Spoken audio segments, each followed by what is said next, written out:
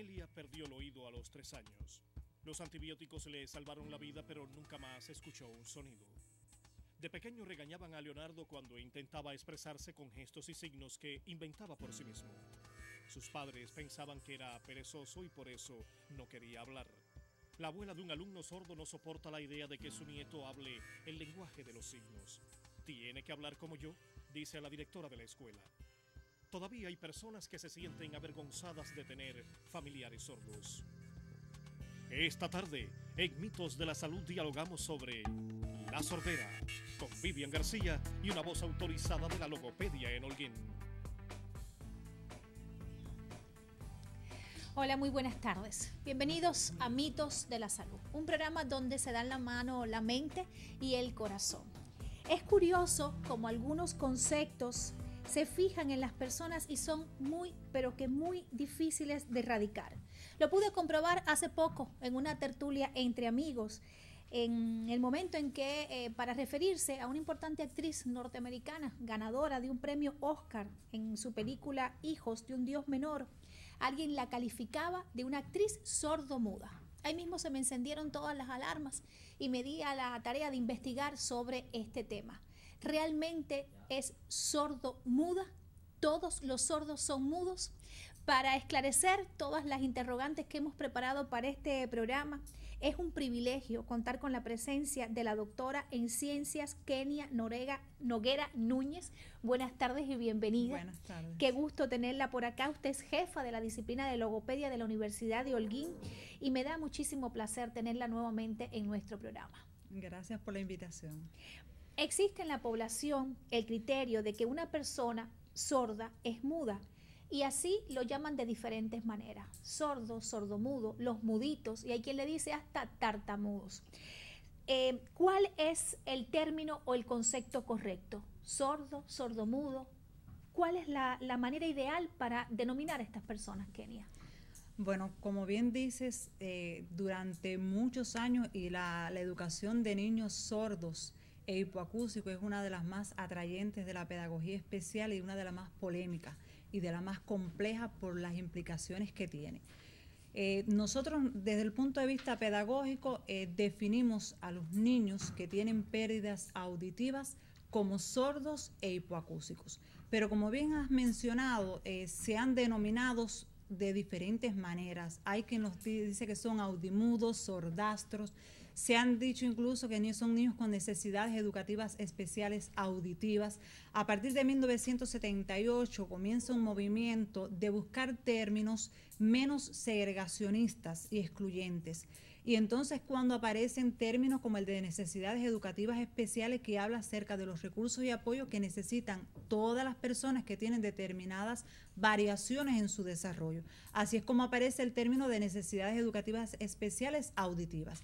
En realidad son personas con un déficit auditivo, o sea, hay una incapacidad de percibir los sonidos acústicos de nuestro idioma, de procesarlo y en consecuencia producir el lenguaje. Por eso es que muchas personas confunden y piensan que son personas sordomudas o muditos, como decías. Como se le dice también. Exactamente.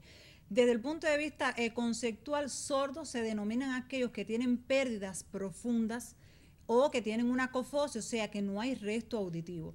E hipoacúsico, aquellos que tienen pérdidas parciales en la audición. Estas pérdidas pueden ser unilaterales o bilaterales y pueden variar por el grado de profundidad, por el momento de aparición de la sordera. Hablando del momento de aparición de la sordera tiene diferentes causas. Puede ser hereditaria hasta provocada por traumatismos, ¿verdad? Sí, las causas son variadas. Están las causas que son de tipo hereditaria, están las que son causadas por enfermedades infecciosas como es la meningoencefalitis bacteriana, que una de las causas fundamentales de los niños sordos e hipoacúsicos de la provincia de Holguín tiene precisamente la causa en secuelas de la meningoencefalitis bacteriana. El uso de ototóxicos en el periodo de que son niños recién nacidos, la membrana timpánica es muy sensible a recibir determinadas antibióticos que pueden afectarlo y dañar y perforar la membrana timpánica. También puede aparecer producto también de un traumatismo. O sea, hay variadas causas que pueden provocar la sordera. Bueno, la explicación para mí está clara de estas definiciones, pero aún así persisten. ¿Por qué usted cree que pase esto, doctora Kenia? Bueno, yo pienso que la confusión está aparejada a que se piensa que si el niño no oye, pues no puede hablar. Y si no habla, pues el medio familiar no le propicia tampoco la estimulación del lenguaje, porque si tengo un niño que no oye, ¿para qué le voy a hablar? Claro. Eso es un error. O sea, alrededor de los 3 a 5 años de edad ocurre el periodo sensitivo del lenguaje.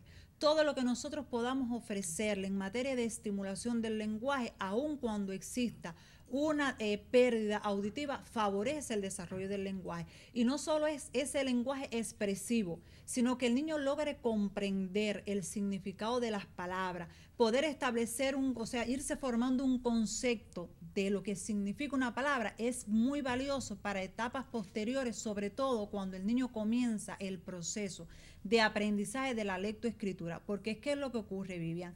En la edad temprana, si yo no estimulo el desarrollo del lenguaje del niño, se exacerba la mímica que es aprendida en ese contexto familiar, que para la familia, para mi familia puede ser de una manera, para otra o es de otra manera. Claro. Pero esto, ¿qué pasa? Sí, favorece ese momento de comunicación en la familia, pero cuando el niño comienza la escuela, esa mímica no se corresponde entonces con la que necesita para aprender a leer y escribir. Incluso a mí me llama la atención porque usted misma me decía que hay padres que llegan a la consulta y cuando le dicen que el niño es sordo, que él tiene un diagnóstico de una sordera total, lo primero que te dicen los padres, mi niño entonces no va a hablar, es decir, ni siquiera se preocupan o les alarma el hecho de que no va a escuchar, sino es que no va a hablar. De esto vamos a hablar en nuestro programa, así que le voy a invitar a hacer la primera pequeña pausa en nuestra conversación.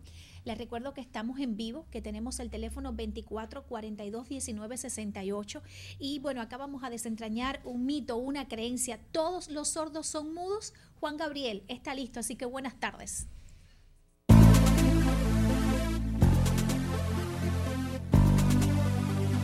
Sí, gracias Vivian. Buenas tardes amigos. Y un equipo de Mitos de la Salud se encuentra como es habitual en los exteriores de Telecristal para conocer hoy qué opina Osorguinero sobre la sordera. Acompáñenme. ¿Cree usted que la sordera es un trastorno que dificulta el lenguaje? Sí. No. Sí deben de tener facultad como el lenguaje. ¿Por qué usted cree eso? Porque el mudo, si oye, se revienta. Él no puede oír. Claro que sí, cómo no. ¿Por qué? Bueno, porque imagínate, al no escuchar bien no se puede expresar bien. Bueno, porque al no oír bien le dificulta el lenguaje. Porque sí, porque si usted no oye bien, no puede responder lo que usted escucha. ¿Cómo desarrollar habilidades o capacidades en las personas sordas para que se puedan comunicar? Bueno, a través del lenguaje de señas, puede ser. Bueno, yendo a los lugares donde tienen que ir, a las escuelas y aprendiendo. Aparte, las personas le ayudan y así. Bueno, a través del lenguaje de señas se pueden comunicar. Para eso existen escuelas y eso que los preparan y los educan. Y ahora les propongo hacer una pequeña pausa. En unos minutos regresamos.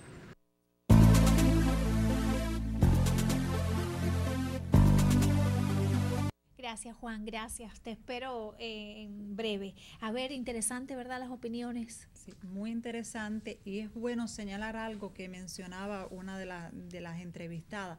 O sea, no hay lenguaje, pero eso depende del momento en que se pierde la audición.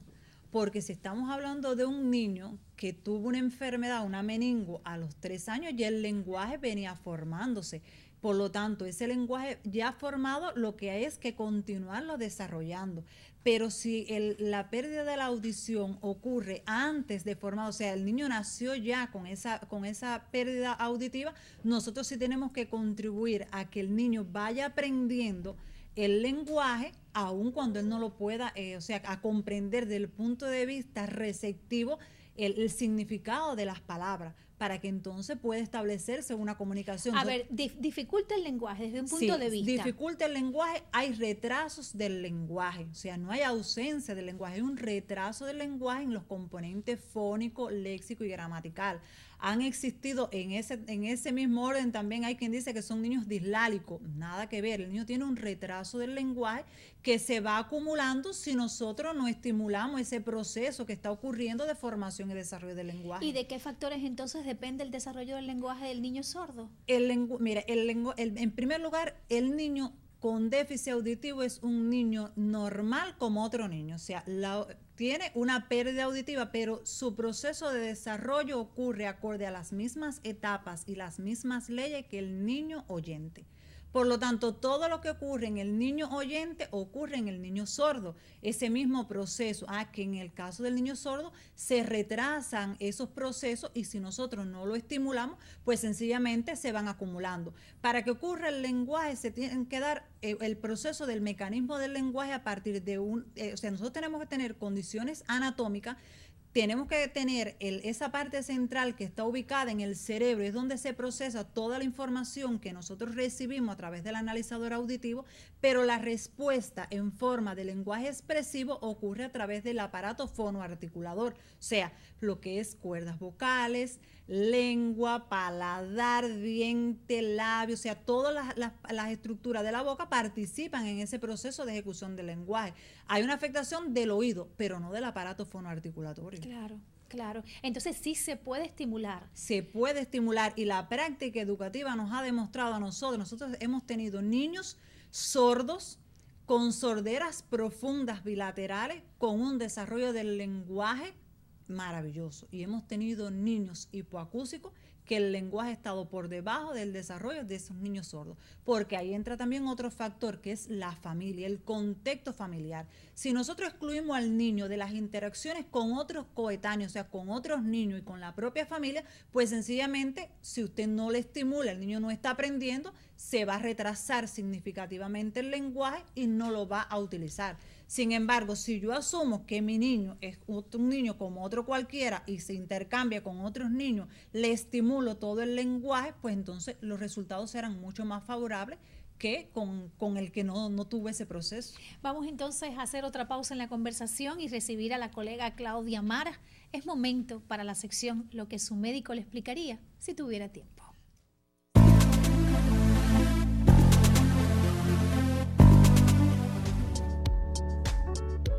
La agorafobia es el miedo y evitación de lugares públicos y de estar fuera de casa basados en el temor de experimentar ansiedad o ataques de pánico.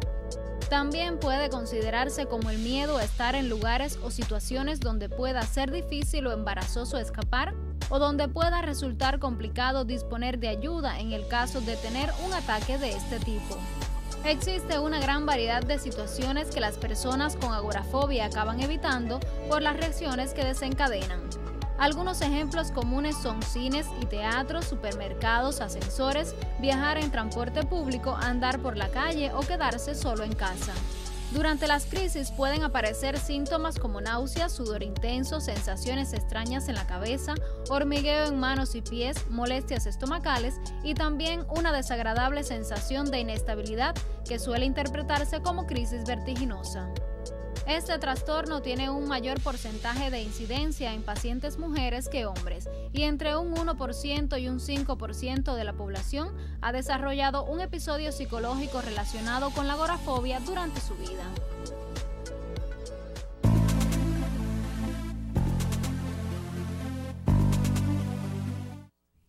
Bueno, doctora Kenia, acá seguimos conversando sobre las personas sordas y las personas mudas. Todos los sordos son mudos, ese es el mito que vamos a desentrañar en nuestro programa. Estamos recibiendo algunas llamadas. Hay una madre que se interesa en saber cuáles son las principales consecuencias del déficit auditivo en los niños. Cuando nosotros hablamos de las principales consecuencias del déficit auditivo, nos enmarcamos en las implicaciones que tiene en el niño desde el punto de vista lingüístico, psicológico, pedagógico y social. O sea, las personas, los niños que tienen un déficit auditivo tienen desde el punto de vista lingüístico un retraso del lenguaje. Se le afecta el componente fónico, el componente léxico y el componente gramatical.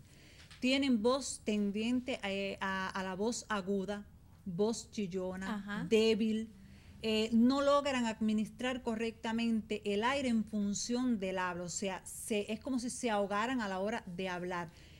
También desde el punto de vista pedagógico tienen dificultades, sobre todo en la asignatura lengua española, en la comprensión. Para el niño sordo es más fácil comprender aquellas palabras que ellos pueden visualizar. Decimos que son alertas visuales porque el niño busca, al no poder procesar desde el punto de vista acústico las palabras, pues tiene que buscar como una vía alternativa para poder establecer la comunicación. Es cuando entonces toda la información que recibe a través del analizador visual, pues ellos la perciben y la procesan. Para ellos es más fácil reconocer cuando usted le enseña una casa y le hace la seña de casa, comprender su significado. Sin embargo, cuando usted le trata de que comprendan una palabra abstracta, es más difícil porque no la visualizan. Y me ubico, por ejemplo, la palabra agradable. ¿Cómo yo le hago comprender al niño lo que significa la palabra agradable si objetivamente no hay ningún objeto que usted pueda ejemplificar para que él llegue a comprender? Mira, hay algo interesantísimo.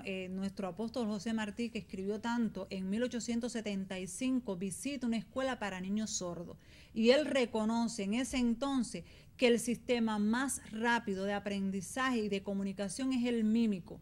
El más sólido, el dactilológico, o sea, la dactilología, que es cuando deletreamos con las manos, pero el más difícil es el gramatical. Y efectivamente, esas son las mayores dificultades que existen en el niño sordo desde el punto de vista pedagógico. Ellos se les dificulta mucho comprender y poder redactar, además porque la lengua de señas no tiene una grafía. Exactamente. O sea, al no tener grafía, no se utilizan las mismas estructuras gramaticales que en la lengua española. Eso hace que sea más complejo también ese proceso. Pero desde el punto de vista psicológico también hay afectaciones. Son niños muy tímidos, pero pueden ser muy impulsivos porque como usted, al no poder hablar, cómo expresar aquellas insatisfacciones que tiene el niño. Se distraen con mucha facilidad. El más mínimo movimiento que ellos inmediatamente se distraen. Su memoria es no a largo plazo, o sea, ellos son capaces incluso de reconocer aquellos objetos, los más visibles, los más imperceptibles para nosotros, para ellos son significativos. ¿Y cómo puede la familia, Kenia? A ver, la familia ayudar a desarrollar precisamente el lenguaje en estos niños. ¿De qué herramientas podemos valernos para ello? Es importante que la familia conozca que en estos niños se desarrolla, en primer lugar, nosotros decimos que tiene que existir una fase visual, una fase motora y una fase verbal. ¿Se les puede hablar? Hay que hablarle constantemente, pero que el niño tiene que manipular los objetos y cada vez que manipule un objeto hay que nombrarle ese objeto. Pero si yo estoy trabajando con el niño con un libro, yo tengo que mostrarle varios libros para que él sepa que esa palabra, libro, que lo asocio con la seña. Hay un libro pequeño, hay uno viejo, hay uno más grande, hay uno que es de colorear, hay uno que es de cuento, para que pueda ver la variedad de objetos que se pueden nombrar con una misma palabra.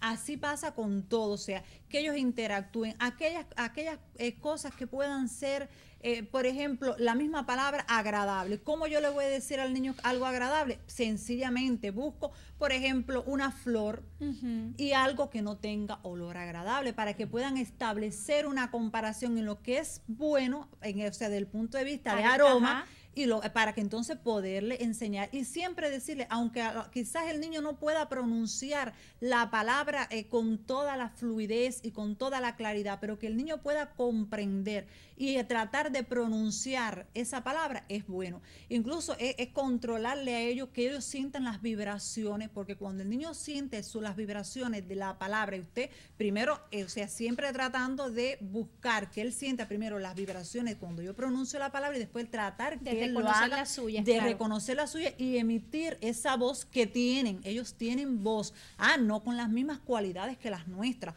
porque como bien ya decía una televidente, al no escuchar se dificulta el lenguaje, entonces él no está percibiendo cómo sale la melodía de nuestras palabras, pero él sí tiene, hay que buscar. Y por supuesto eso. que si nosotros la familia nos empeñamos y logramos esto, como usted decía, hablarle al niño, porque muchos de ellos aprenden a leer incluso a largas distancias los labios de los demás y comprenden absolutamente todo. Si nosotros somos capaces de lograr esto, ya el maestro, digamos que tiene una batalla ganada, ¿no? Para lograr obtener mayores resultados en estos niños, porque el maestro también juega un papel importante, Kenia. Correcto, el maestro juega un papel importantísimo. Mucho, en la actualidad adquiere mayor relevancia porque estamos en un proceso de inclusión educativa, donde cada día a nuestras escuelas regulares llegan niños con las más variadas alteraciones del desarrollo. O sea, ya en nuestras escuelas podemos ver un niño con un trastorno severo del lenguaje, un niño sordo, están en nuestras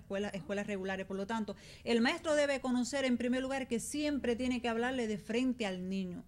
Tiene que hablarle despacio, articularle correctamente las palabras y articularlas como son. O sea, es la casa, no omitirle el artículo. O sea, tiene que ocurrir ese proceso normal con el resto de los niños. Tiene que trabajar sobre la pronunciación, sobre la voz, sobre la percepción auditiva. O sea, sobre todos los componentes que son los que van a permitir compensar el déficit que tiene. Bueno, aparte de toda esta explicación, todavía nos queda la duda. ¿Todos los sordos son mudos? Ya está listo otra vez Juan Gabriel Gordín.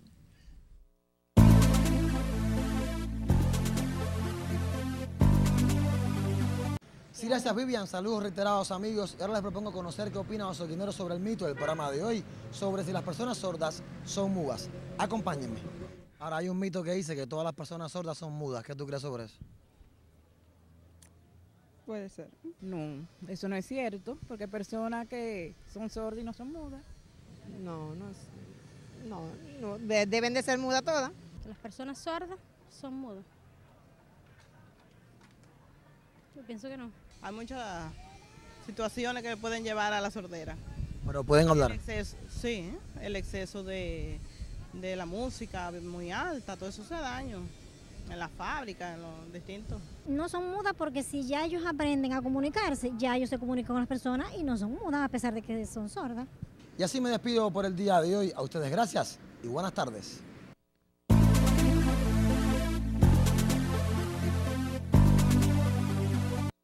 A ver, vamos a desentrañar el mito para luego contestar algunas preguntas que hemos recibido a nuestro programa. ¿Todos los sordos, doctora Kenia, son mudos? ¿El sordo es mudo total? No, son sordos, no son mudos. Son sordos. La dificultad está en que no logran percibir acústicamente los sonidos de nuestro idioma.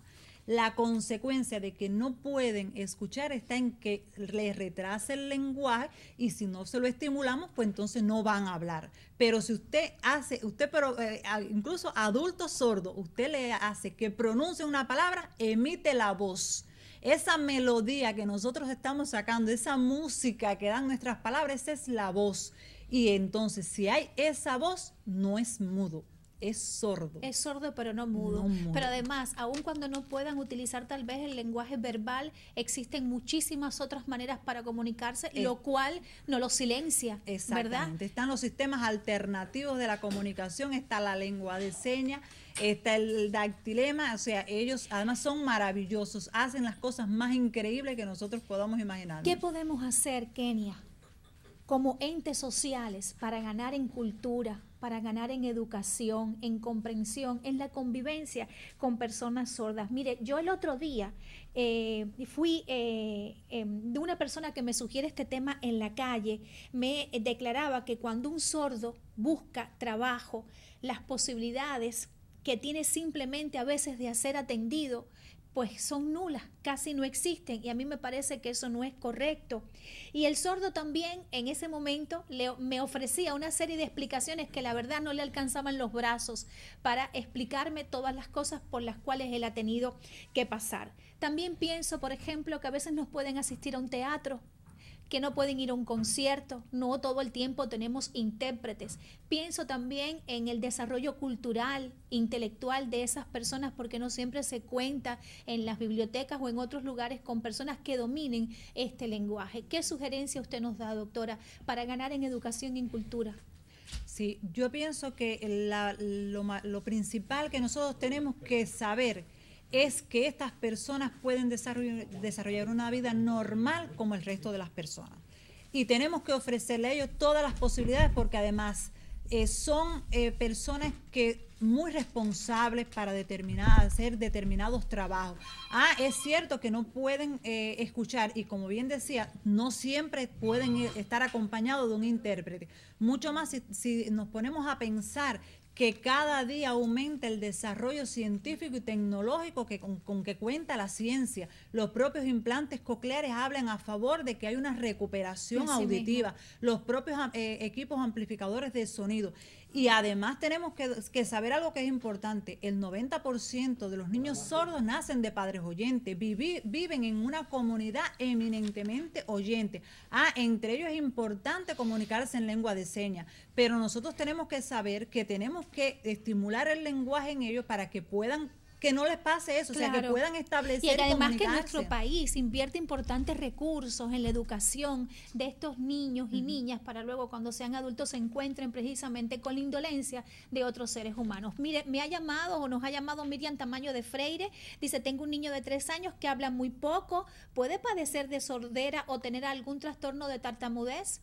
Bueno, habría que verlo. Hay que llevarlo. Es importante que la familia sepa, cuando hay niños pequeños, para nosotros saber si el niño escucha o no, se puede hacer un ejercicio en la casa. O sea, cuando el niño está jugando, nos colocamos en la parte de atrás y dejamos caer algún objeto que suene fuerte cuando caiga al suelo. El niño debe reaccionar si no hay pérdida auditiva. O sea, eso es un indicio de si hay conservada la audición. Y eso se puede hacer, cerrar una puerta fuerte para que él reaccione. Si no reacciona, pues entonces acudir a un médico para que haga las valoraciones audiológicas y vea si hay una pérdida auditiva o hay otra, o un autismo, o hay otra cosa. Bueno, Héctor Pérez nos decía: explíqueme por qué el sordo no puede oír y por qué el mudo no puede hablar. Creo. A ver, en primer lugar, no son mudos. Exactamente. No, el sordo no puede escuchar porque hay determinadas afectaciones en cualquiera de las 3 estructuras del oído, o sea, oído externo, medio o interno, sobre todo en el oído medio,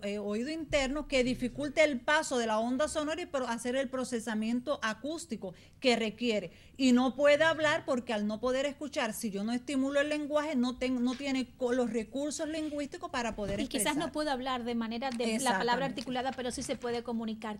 Kenia, gracias, muchísimas gracias por dedicarnos este momento antes de la despedida. Como nos ha dicho hoy la doctora en ciencias, Kenia, ojo con los medicamentos, ojo con los antibióticos, ojo con el agua que pasa por nuestros oídos, las niñas, los niños, los padres que los llevamos a piscinas, los buceadores, ojo con los traumatismos, ojo también con esos ruidos estridentes que los adolescentes sobre todo andan con audífonos, o cuando vamos a lugares con música muy elevada. Recuerde que la precaución es el mejor tratamiento, el mejor medicamento. Y también quiero llamar la atención, como decíamos en nuestro programa, con la observación a nuestros niños, porque a veces el hecho de que los pequeños no atiendan porque son traviesos y que a veces los padres le decimos: niño, estás sordo, estamos hablando entonces literalmente de un trastorno auditivo. Gracias, Kenia, y muy buenas tardes.